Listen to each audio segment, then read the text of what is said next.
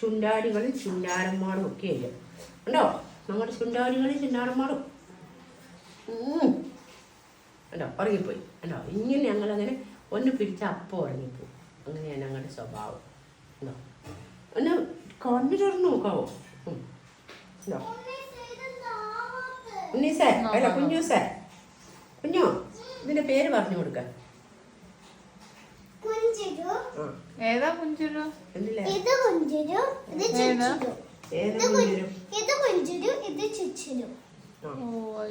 ഇതാണ് ചുച്ചുരു. ഏതാ കുഞ്ചുരു?